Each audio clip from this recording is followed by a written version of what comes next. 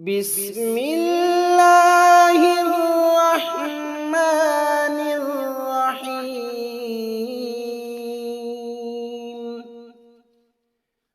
الحمد لله الذي أنزل على عبده الكتاب ولم يجعل له عوجا قيما لينذر بأسا شديدا من لدنه ويبشر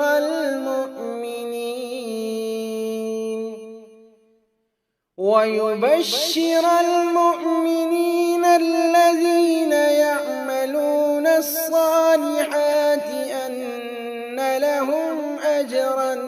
حسنا ماكثين فيه أبدا، وينذر الذين قالوا اتخذ الله ولدا ما لهم به من علم ولا لآبائهم،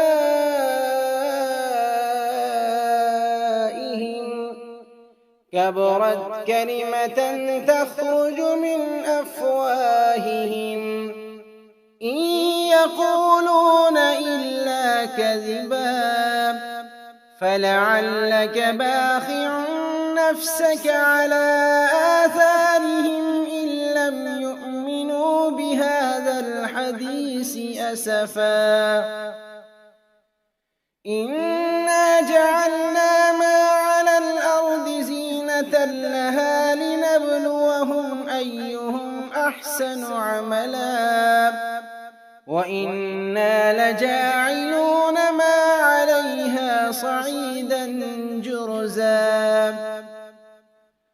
أم حسبت أن أصحاب الكهف والرقيم كانوا من آياتنا عجبا، إذ أوى الفتية إلى الكهف فقالوا ربنا آتنا من لدنك رحمة وهيئ لنا من أمرنا رشدا. فضربنا على آذانهم في الكهف سنين عددا، ثم بعثناهم لنعلم أي الحزبين أحصى لما لبثوا أمدا. نحن نقص عليك نبأهم بالحق إنهم فتية آمنوا بربهم وزدناهم هدى، وربطنا على قلوبهم إذ قاموا فقالوا ربنا رب السماوات والأرض لن ندعو من دونه إلها لقد قلنا إذا شططا. هؤلاء قومنا اتخذوا من دونه آلهة لولا يأتون عليهم بسلطان بين،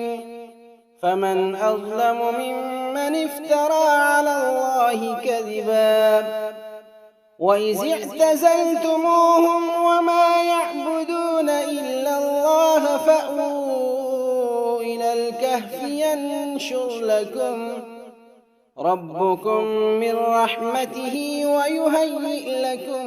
من أمركم مرفقا. وترى الشمس إذا طلعت تزاور عن كهفهم ذات اليمين وإذا غربت تقرضهم ذات الشمال وهم في فجوة منه، ذلك من آيات الله من يهد الله فهو المهتد، ومن يضلل فلن تجد له وليا مرشدا. وتحسبهم أيقاظا وهم رقود ونقلبهم ذات اليمين وذات الشمال وكلبهم باسط ذراعيه بالوصيد لو اطلعت عليهم لوليت منهم فرارا ولملئت منهم رعبا وكذلك بعثناهم ليتساءلوا بينهم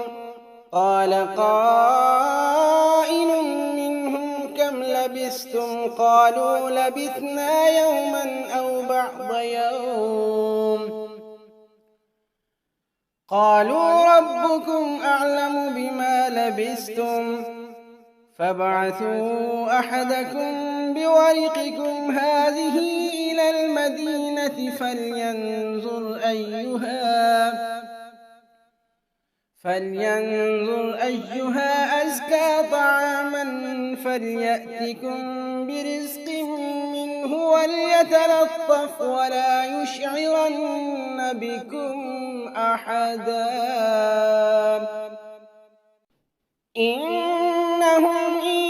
يظهروا عليكم يرجموكم أو يعيدوكم في ملتهم ولن تفلحوا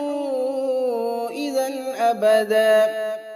وكذلك أعثرنا عليهم ليعلموا أن وعد الله حق وأن الساعة لا ريب فيها إذ يتنازعون بينهم أمرهم فقالوا ابنوا عليهم بنيانا ربهم أعلم بهم قال الذين غلبوا على أمرهم لنتخذن عليهم مسجدا سيقولون ثلاثة رابعهم كلبهم ويقولون خمسة سادسهم كلبهم رجما بالغيب ويقولون سبعة وثامنهم كلبهم قل ربي أعلم بعدتهم ما يعلمهم إلا قليل فلا تمار فيهم إلا مراء ظاهرا ولا تستفت فيهم منهم أحدا ولا تقولن لشيء إني فاعل ذلك غدا إلا أن يشاء الله واذكر ربك إذا نسيت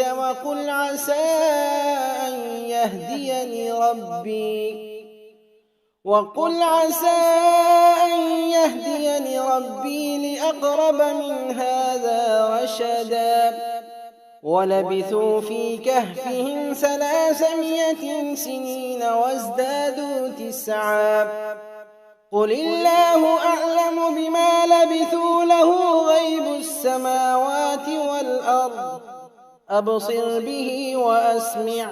ما لهم من دونه من ولي ولا يشرك في حكمه أحدا واتل ما أوحي إليك من كتاب ربك لا مبدل لكلماته ولن تجد من دونه ملتحدا واصبر نفسك مع الذين يدعون ربهم بالغداة والعشي يريدون وجهه ولا تعد عيناك عنهم تريد زينة الحياة الدنيا ولا تطع من أغفلنا قلبه عن ذكرنا واتبع هواه وكان أمره فرطا وقل الحق من ربكم فمن شاء فليؤمن ومن شاء فليكفر إنا أعتدنا للظالمين نارا أحاط بهم سرادقها وإن يستغيثوا يغاثوا بماء كالمهل يشوي الوجوه بئس الشراب وساءت مرتفقا إن الذين آمنوا وعملوا الصالحات إنا لا نضيع أجر من أحسن عملا أولئك لهم جنات عدن تجري من تحتهم الأنهار يحلون فيها من أساور من ذهب ويلبسون ثيابا خضرا من سندس واستبرق متكئين فيها على الأرائك نعم الثواب وحسنت مرتفقا واضرب لهم مثل الرجلين جعلنا لأحدهما جنتين من أعناب وحففناهما بنخل وجعلنا بينهما زرعا كلتا الجنتين آتت أكلها ولم تظلم منه شيئا وفجرنا خلالهما نهرا وكان له ثمر فقال لصاحبه وهو يحاوره أنا أكثر منك مالا وأعز نفرا ودخل جنته وهو ظالم لنفسه قال ما أظن أن تبيد هذه أبدا وما أظن الساعة قائمة ولئن رددت إلى ربي لأجدن خيرا منها منقلبا قال له صاحبه وهو يحاوره أكفرت بالذي خلقك من تراب ثم من نطفة ثم سواك رجلا لكن هو الله ربي ولا أشرك بربي أحدا ولولا إذ دخلت جنتك قلت ما شاء الله لا قوة إلا بالله إن ترني أنا أقل منك مالا وولدا فعسى ربي أن يؤتيني خيرا من جنتك ويرسل عليها حسبانا من السماء فتصبح صعيدا زلقا أو يصبح ماؤها غورا فلن تستطيع له طلبا وأحيط بثمره فأصبح يقلب كفيه على ما أنفق فيها وهي خاوية على عروشها ويقول يا ليتني لم أشرك بربي أحدا ولم تكن له فئة ينصرونه من دون الله وما كان منتصرا هنالك الولاية لله الحق هو خير ثوابا وخير عقبا واضرب لهم مثل الحياة الدنيا كماء أنزلناه من السماء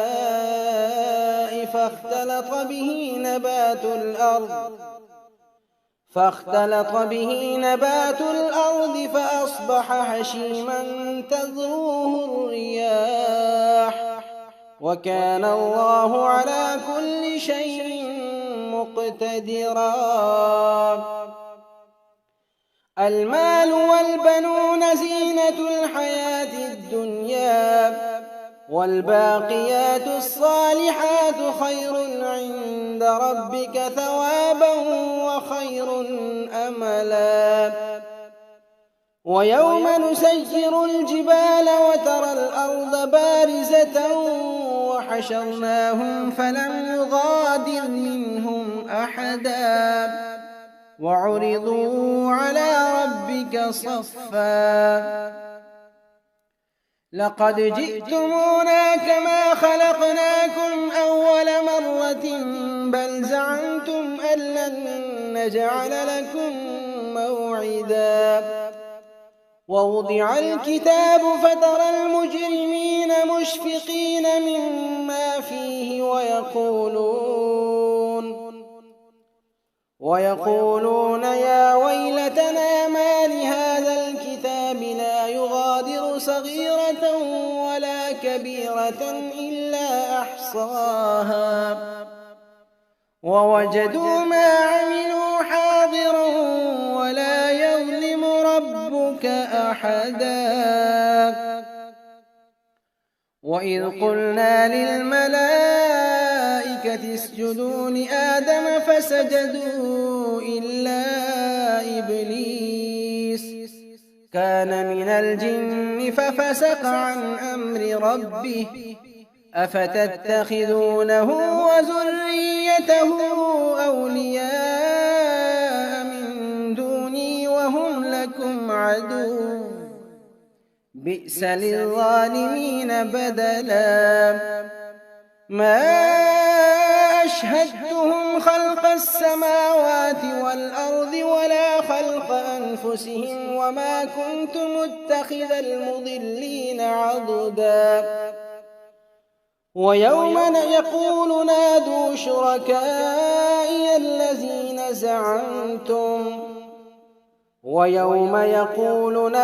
شركائي الذين زعمتم فدعوهم فلم يستجيبوا لهم وجعلنا بينهم موبقا ورأى المجرمون النار فظنوا أنهم مواقعوها ولم يجدوا عنها مصرفا ولقد صرفنا في هذا القرآن للناس من كل مثل وكان الإنسان أكثر شيء جدلا وما منع الناس أن يؤمنوا إذ جاءهم الهدى ويستغفروا ربهم إلا أن تأتيهم سنة الأولين أو يأتيهم العذاب قبلا وما نرسل المرسلين إلا مبشرين ومنذرين ويجادل الذين كفروا بالباطل ليدحضوا به الحق واتخذوا آياتي وما أنذروا هزوا ومن أظلم ممن ذكر بآيات ربه فأعرض عنها ونسي ما قدمت يداه إنا جعلنا على قلوبهم أكنة أن يفقهوه وفي آذانهم وقرا وإن تدعهم إلى الهدى فلن يهتدوا إذن أبدا وربك الغفور ذو الرحمة لو يؤاخذهم بما كسبوا لعجل لهم العذاب بل لهم موعد لن يجدوا من دونه موئلا وتلك القرى أهلكناهم لما ظلموا وجعلنا لمهلكهم موعدا وإذ قال موسى لفتاه لا أبرح حتى أبلغ مجمع البحرين أو أمضي حقبا فلما بلغا مجمع بينهما نسيا حوتهما فاتخذ سبيله في البحر سربا فلما جاوزا قال لفتاه آتنا غداءنا لقد لقينا من سفرنا هذا نصبا قال أرأيت إذ أوينا إلى الصخرة فإني نسيت الحوت وما أنسانيه إلا الشيطان أن أذكره واتخذ سبيله في البحر عجبا قال ذلك ما كنا نبغي فارتدا على آثارهما قصصا فوجدا عبدا من عبادنا آتيناه رحمة من عندنا وعلمناه من لدنا علما قال له موسى هل أتبعك على أن تعلمني مما علمت رشدا قال إنك لن تستطيع معي صبرا وكيف تصبر على ما لم تحط به خبرا قال ستجدني إن شاء الله صابرا ولا أعصي لك أمرا قال فإن اتبعتني فلا تسألني عن شيء حتى أحدث لك منه ذكرا فانطلقا حتى إذا ركبا في السفينة خرقها قال أخرقتها لتغرق أهلها لقد جئت شيئا إمرا قال ألم أقل إنك لن تستطيع معي صبرا قال لا تؤاخذني بما نسيت ولا ترهقني من أمري عسرا فانطلقا حتى إذا لقيا غلاما فقتله قال أقتلت نفسا زكية بغير نفس لقد جئت شيئا نكرا قال ألم أقل لك إنك لن تستطيع معي صبرا قال إن سألتك عن شيء بعدها فلا تصاحبني قد بلغت من لدني عذرا فانطلقا حتى إذا أتيا أهل قرية استطعما أهلها فأبوا أن يضيفوهما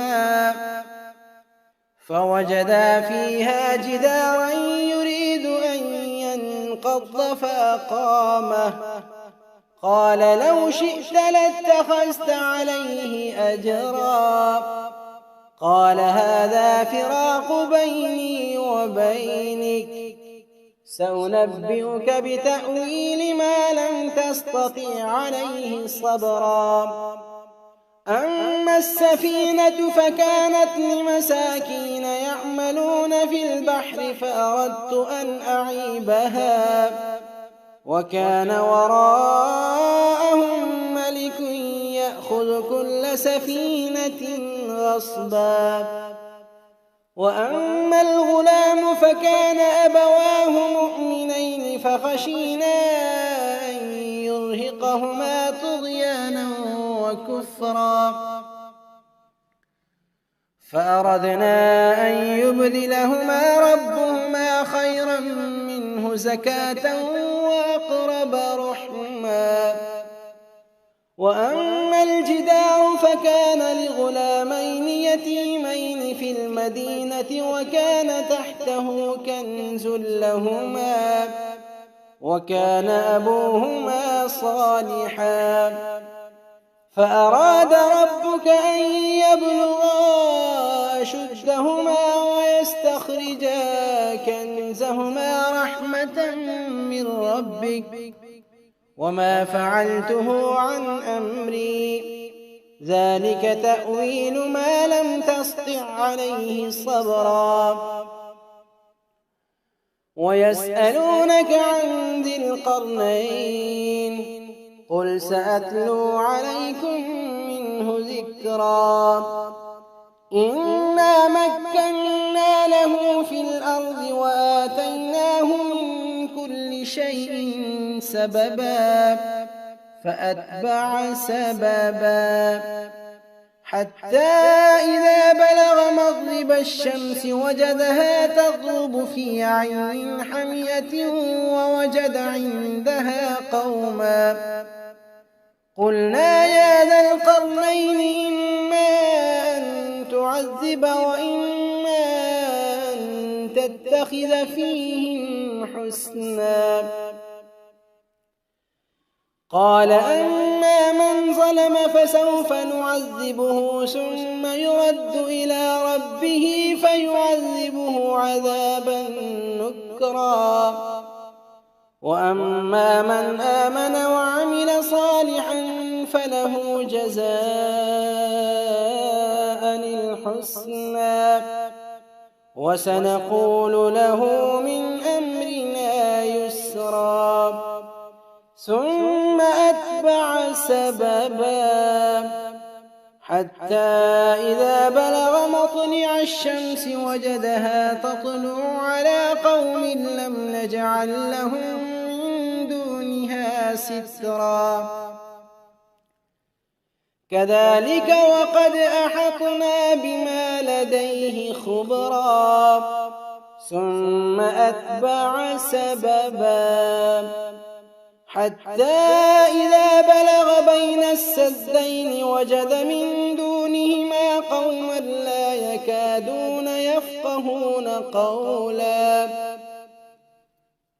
قالوا يا ذا القرنين إن يأجوج ومأجوج مفسدون في الأرض فهل نجعل لك خرجا على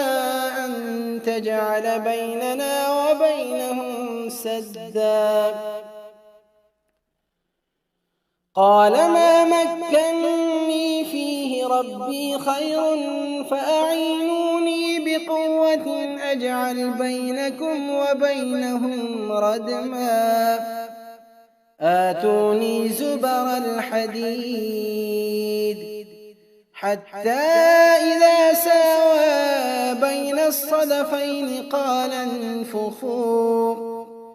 حتى إذا جعله نارا قال آتوني أفرغ عليه قطرا فما استطاعوا أن يظهروه وما استطاعوا له نقبا قال هذا رحمة من ربي فإذا جاء وعد ربي جعله دكا وكان وعد ربي حقا وتركنا بعضهم يومئذ يموج في بعض ونفخ في الصور فجمعناهم جمعا وعرضنا جهنم يومئذ للكافرين عرضا الذين كانت أعينهم في غطاء عن ذكري وكانوا لا يستطيعون سمعا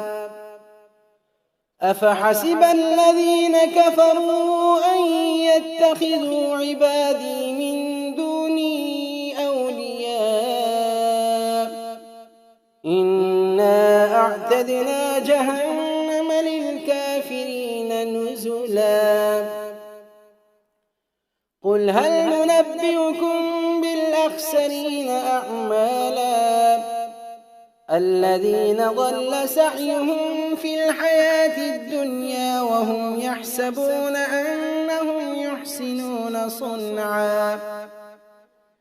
أولئك الذين كفروا بآيات ربهم ولقائه فحبطت أعمالهم فلا نقيم لهم يوم القيامة وزنا